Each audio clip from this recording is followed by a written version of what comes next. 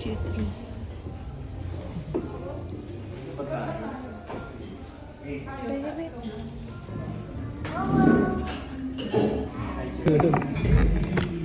Lasagna. Sa kanila. Kuya Kimolo. Crabs. Binaon. Crabs na naman. Nakailang araw na kaming mag-crabs, guys. Panay crabs kami. Yung lamay ni Daddy paano? Ito yung order ko. Gambas. Sabi yung rice ko. Ito! Hindi, wala akong kasama. Hindi, may plain rice ako eh. It's Marius.